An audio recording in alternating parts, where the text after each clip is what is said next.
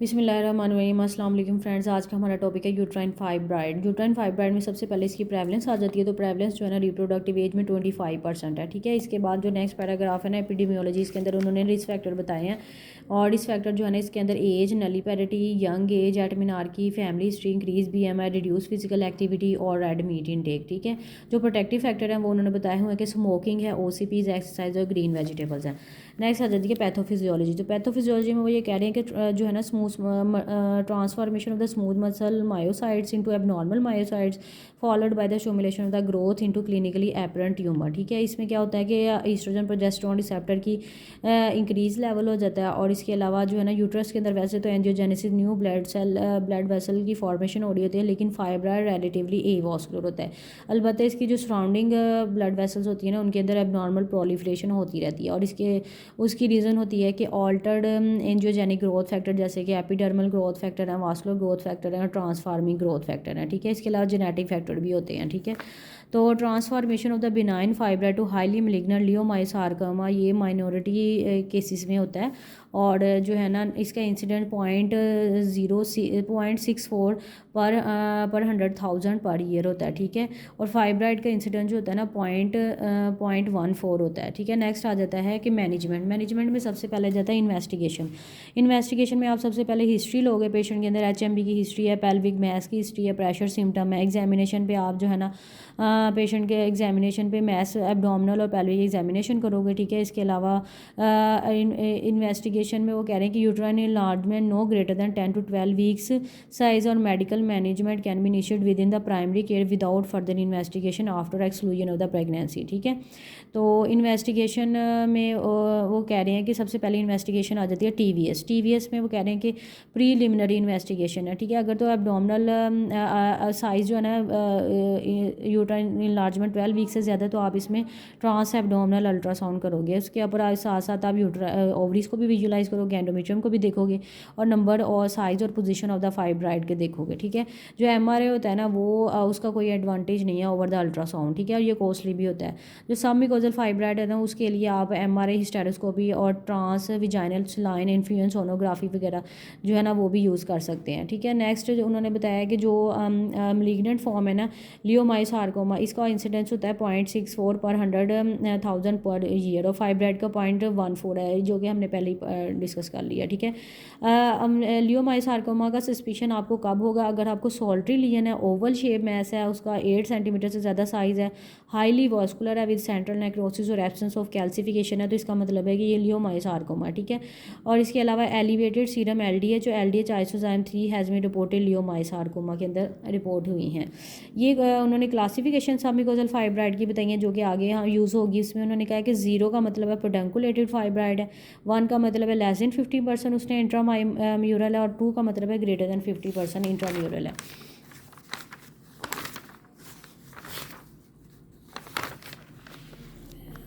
और नेक्स्ट है जी endometrial biopsy आपने कब लेनी है? तो वो आपने जो भी वुमेन मोर देन 40 ईयर होगी उसको एबनॉर्मल यूट्राइन ब्लीडिंग हो रही होगी। ठीक है, और उसके अंदर जो है ना एंडोमेट्रियल कैंसर या सार्कोमा के रिस्क फैक्टर प्रेजेंट होंगे ना, उसमें आपने एंडोमेट्रियल बायोप्सी जो है ना वो ज़रूर करनी है। ठीक है, नेक्स्ट आ जाता है जो इसकी जो मैनेजमेंट में सबसे पहले आते हैं कंजर्वेटिव। तो वो कहते हैं एसिम्प्टोमेटिक फाइब्राइड को आपने एक्टिव मैनेजमेंट नहीं करनी। फर्स्ट लाइन जो है ना इसमें आप सबसे पहली जो मैनेजमेंट है ना उसमें आपने आयरन डेफिशिएंसी अनीमिया को ट्रीट करना है विद ओरल आयरन के साथ। ठीक है, और मेडिकल मैनेजमेंट है, मेडिकल मैनेजमेंट नॉन हार्मोनल और हार्मोनल मैनेजमेंट आ जाती है। नॉन हार्मोनल में आ जाते हैं NSAIDs जो कि पेन मैनेजमेंट के लिए associated with degeneration of fibroid उसके लिए बेनिफिशियल है। और इसके अलावा एंटीफिब्रिनोलिटिक्स जो है ट्रांजामीन वगैरह है वो ब्लड लॉस को 50% तक कम कर देते हैं। ठीक है, और ट्रांजामीन should be use in preference to NSAID in the first line management of the fibroid associated HMB, यानी HMB के लिए आप ट्रांजामीन को प्रेफर करें।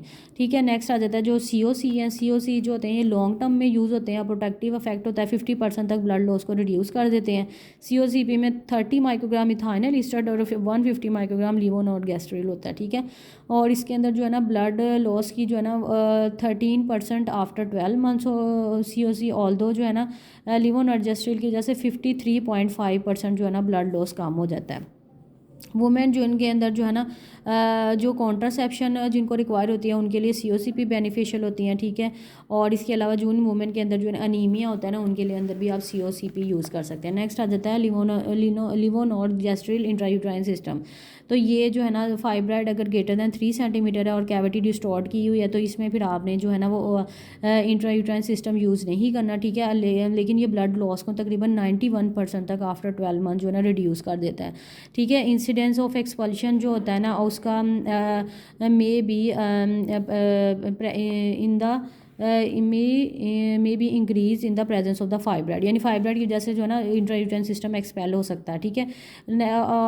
इन शॉर्ट उन्होंने ये बताया कि use of intrauterine system can be beneficial, जहाँ HMB जो फाइब्राइड के साथ एसोसिएटेड है और साथ में अनीमिया भी हो रहा है तो आप मायरीना वगैरह दे सकते हैं। लेकिन इसमें जो है ना यूट्रस का साइज 12 वीक से कम होना चाहिए और इसके अलावा कैविटी की डिस्टॉर्शन नहीं होनी चाहिए, ठीक है। नेक्स्ट आ जाता है प्रोजेस्टोजिन एंड्रोजन्स, जो इसमें जो है ना डंपा भी जो है ना वो आप यूज़ कर सकते हैं। इसके अलावा एंड्रोजन और डेनाजोल वगैरह हैं, ये आप short term control of fibroid associated bleeding के लिए यूज़ कर सकते हैं।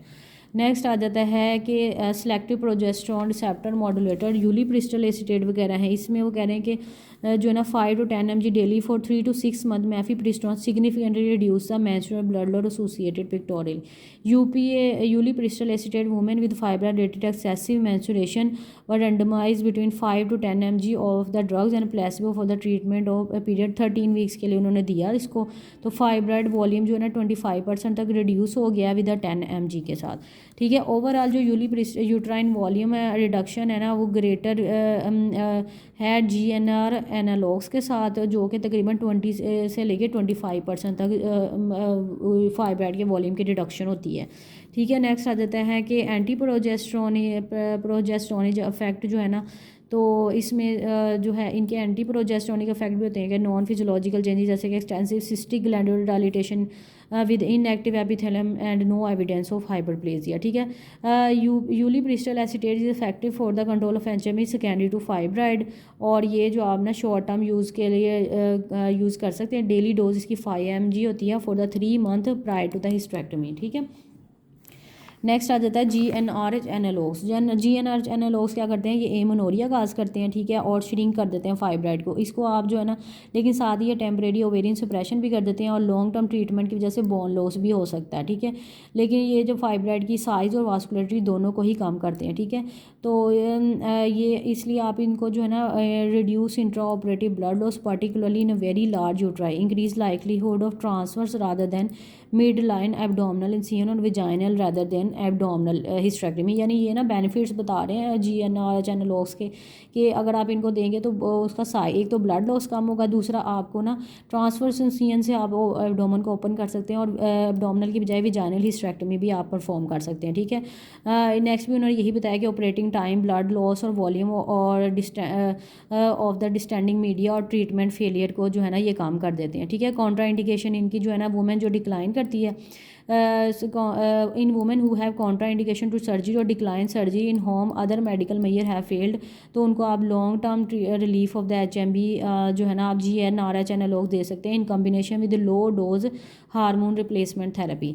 यानी आपने जो है ना GnRH एनालॉग्स लॉन्ग टर्म में अगर देना है ना तो फिर आप साथ में आपको हार्मोन रिप्लेसमेंट थेरेपी भी देनी चाहिए। अलबत्ता जो है ना वैसे आप उनको अलोन आप 3 मंथ्स के लिए आप दे सकते हैं for the shrinkage of the fibroid, ठीक है। तो low dose oral oestrogen progesterone combination are also relieve hypo oestrogenic side effects, और इसके अलावा वो जो है ना प्रोटेक्ट बोन्स को भी प्रोटेक्ट करता है और लेस कॉस्ट दैन टिबिलोन, ठीक है। जो इसको आप साथ में एड बैक थेरेपी करते हैं ना हार्मोन रिप्लेसमेंट थेरेपी, उसका फ़ायदा ये है कि वो हाइपो ईस्ट्रोजेनिक साइड इफेक्ट्स को भी कम कर देता है और दूसरा जो है ना बोन लॉस के को भी प्रोटेक्शन करती है। नेक्स्ट आ जाता है कि HRT in the menopausal women with fibroid. जो सिम्टोमेटिक फाइब्राइड है, जो पेरी मीनोपॉजल है, on the basis of their symptom वो स्पॉन्टेनियसली भी रिजॉल्व हो सकता है जब तक वो मीनोपॉज में जो है ना जाएंगी। और जो इनलार्जमेंट ऑफ द फाइब्राइड जो है ना ट्रांसडर्मल यूज़ के साथ जो है ना फाइब्राइड की इनलार्जमेंट रिपोर्ट हुई है। नेक्स्ट उन्होंने ये बताया कि जो ओरल कंटिन्यूस कंबाइन HRT है ना टिबिलोन वगैरह can be use for the relief vasomotor symptom in the post menopausal woman with fibroid, ठीक है। Although they may increase a bleeding problem and related to the fibroid or delay the resolution. Next हमारा surgical treatment है, वो मैं next video में इंशाल्लाह share करती हूँ।